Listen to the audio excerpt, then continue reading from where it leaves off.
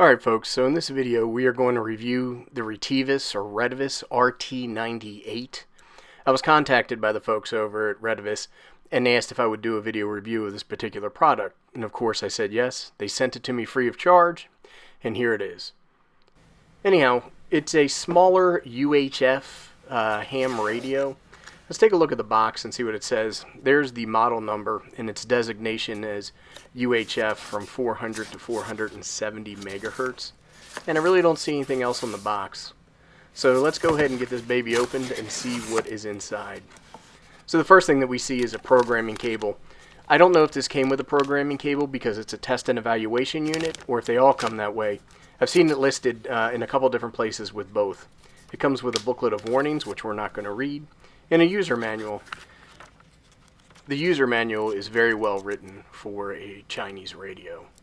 It also comes in a couple of different languages, but I can only read English. Alright, taking another look in here, we have the actual radio itself. And this thing is really small, and its use case is really a small mobile radio that can be mounted easily in a car. You can mount it in your ham shack if you had a little bit of space or something like that, but this is really more for a mobile application. At least that's my understanding. Taking a look at this radio, it does not appear that the microphone cable detaches from the radio. So that's a little bit of a bummer. I'd like to be able to take that out, but it's not a showstopper. See if I can get this plastic off of the mic itself and we can take a look at that. There we go. It looks to be your standard microphone with a push to talk button and an up and down key on the top for changing frequency. It also has a connector on the back so you can mount this on your dash. It comes with a small bag of parts, which includes screws, extra fuses, and a mounting adapter. And it also comes with a small mounting bracket. If I can get it out of the bag, we'll be able to take a quick look at it. And it looks like your standard mounting bracket, just very small and tiny. And that seems to be everything inside the box. Let me get this cleaned up, and we'll take a look at the radio. I want to take a look at the power cable, and I've sped this up a little bit just to speed up the video because I think it's going to run a little bit longer. And taking a look at this power cable, the ends don't have any type of termination or connector on there. So what we're going to do is we're actually going to cut this cable right about here, just past the fuse, and then we are going to attach some Anderson power poles. I like to put power poles on all of my radios. It just makes it a lot easier and makes things interoperable with my power systems that I already have, whether it's a battery or a power supply.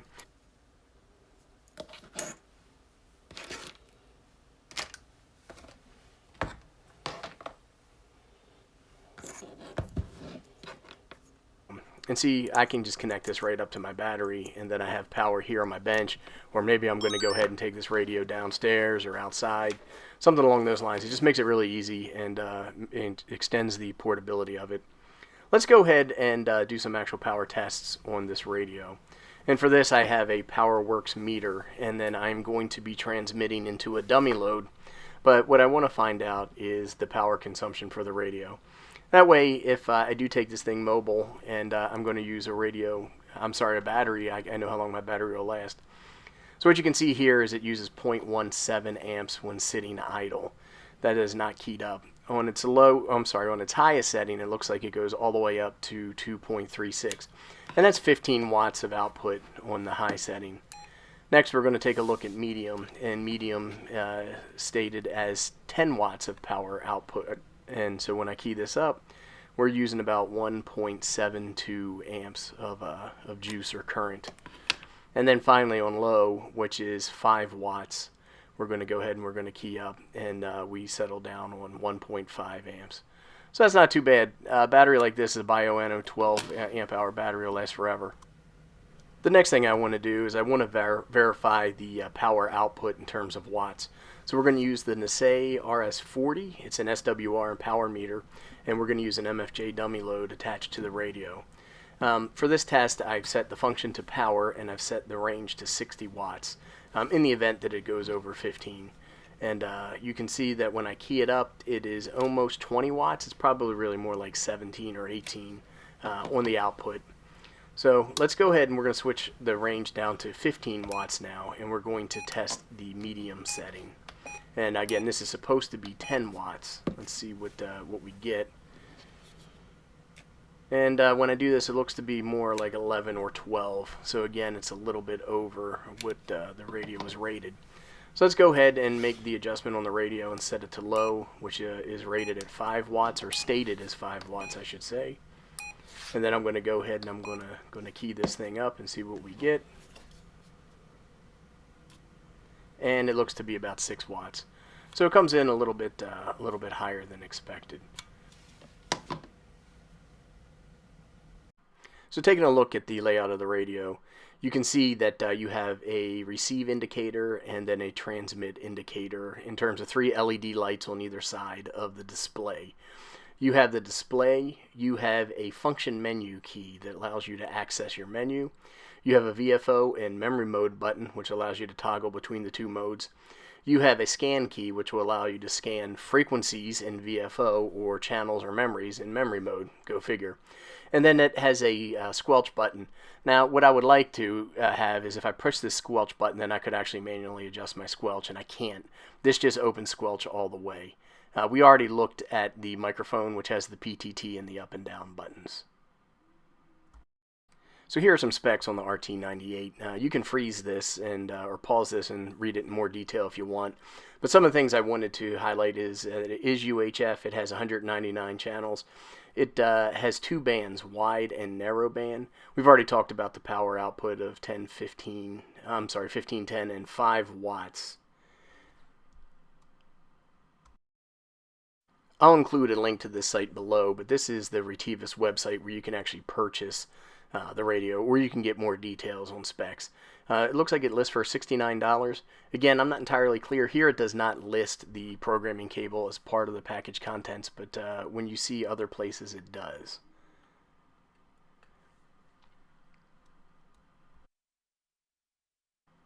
I'll link this site below as well.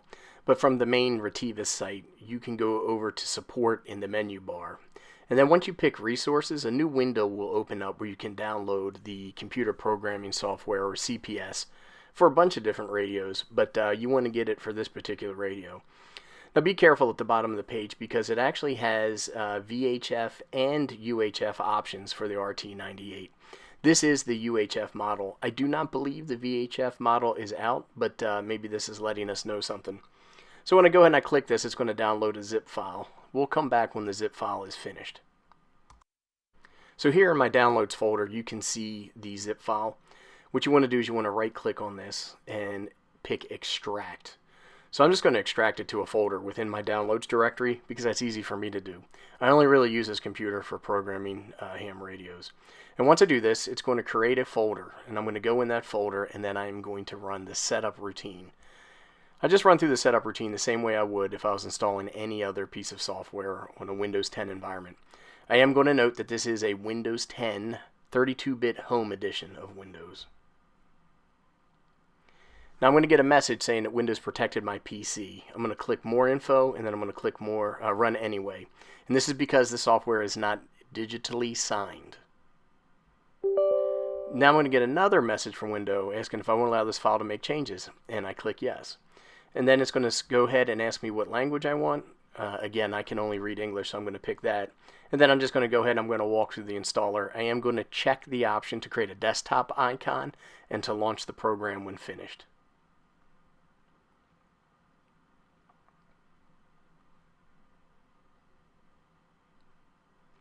And then there it goes. The installation will be complete in 1 second. And then the application will launch. Just click finish when done.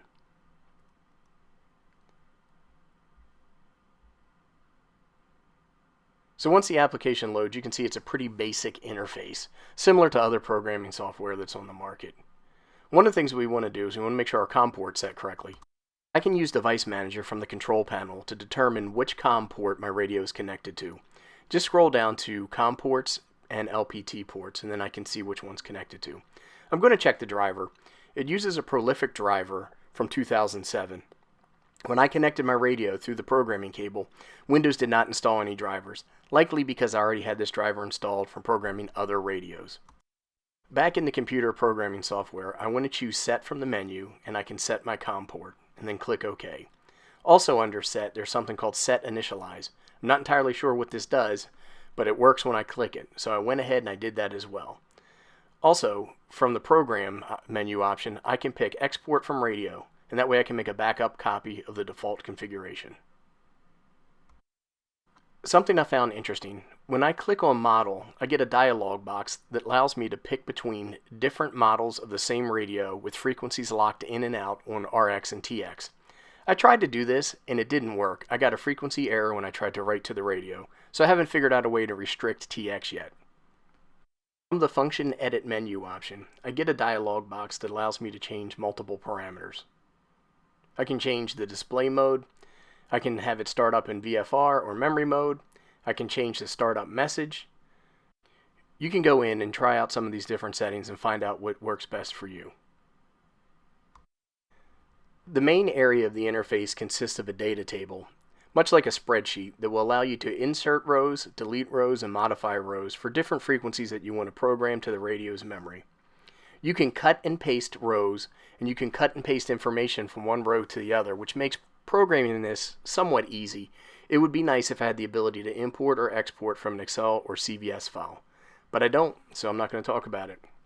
Anyhow, programming a frequency is pretty straightforward. It's much like any other radio that you've programmed, maybe with an application like Chirp. Maybe one day Chirp will support programming this radio as well. So you just go through, you set all your configurations, and then you can go ahead and copy this row, adjusting the frequency and the channel name for maybe a couple of different local repeaters in your area. For mine, I'm going to program 5 local repeaters, and I'm also going to program some frequencies used on Simplex. But I'm not going to do all that here because it's going to take too much time, and I'm concerned about the length of this video. We're already at around 12 minutes.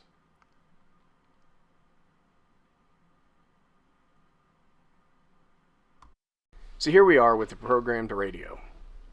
I'm going to go ahead and I'm going to show a little bit about how you can switch through the channels using the buttons on the top of the microphone.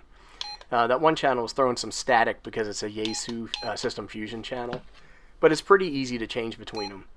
Also, the function button, if I hold that in, it takes me to the menu.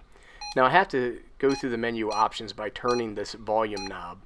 And that's not too big of a deal, but one of the problems is that maybe there is a menu setting that you use often, like power or squelch, and then every time that you exit out of the menu, it goes back to option number 1. I wish the radio didn't do that and would just stick on the last used menu option. Also, I can use this volume button, obviously, to change the settings. So if I find a menu setting I want to modify, I just go ahead and push the volume button, and then I adjust it accordingly. Another thing that I wanted to show was how you switch between frequencies. So everything past the dot, so we're going to call this kilohertz, you adjust, and you can adjust the step size in the menu by using the up and down arrow keys. When you want to adjust megahertz, you have to push the volume button in, and then you adjust them one at a time. And then when you go to the 10 megahertz setting, you have to do the same thing. This radio doesn't have a keypad, and then typing in frequencies in this manner is a little bit cumbersome and a little bit difficult. I really wish they included a keypad on the microphone, but they didn't, so I'm not going to talk about that. And then the scan button will allow you to scan between frequencies or program channels. The squelch button opens up the squelch all the way as discussed earlier. I went about 1 kilometer away with my Yaesu FT60 handheld radio, transmitting at 5 watts, and I wanted to do a transmission test to see the sound quality of this radio. So here we go. Testing 1 2. Testing 1 2. I had the radio connected to an HT antenna, in this case a signal stick. I had problems TXing with that antenna, so I had to use it for TX tests with a roll-up J-pole. Using this antenna, I would get DC voltage error messages. The error messages would tell me that my DC voltage was either too high or too low to transmit. That problem, like I said, went away when I used a different antenna that was not directly attached to the radio, but attached via a length of coaxial cable. Now we are going to listen to how the RT98 transmits, and we're going to pick this up on my Yaesu FT60, which is now back on my desk. Testing 1, 2. Testing 1, 2, 3. So what I liked that mine came with a programming cable. This programming this radio without the cable would be a little bit of a task. So like I said, you might want to just check and make sure the packing list or the contents where you order this radio does include the programming cable. Also, I like its small size. This thing is really tiny. Easily fit into a backpack or a go box if you wanted to use it in that case. Or you could also mount it in a car quite easily. It's so small you could pretty much stick it anywhere. The price, it seems $69 seems like a very fair price for a radio with this capability. Pretty inexpensive. I like that. The programming software was pretty straightforward and easy to use. I didn't run into any difficulty installing it. I didn't run into any difficulty programming or setting up the radio, so that was nice. Also, the display is pretty easy to read. My eyes are getting a little bit older, and sometimes I need to wear readers, but I was able to read the display without any problem.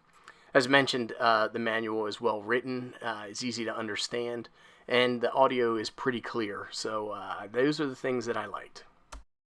So opportunities for improvement.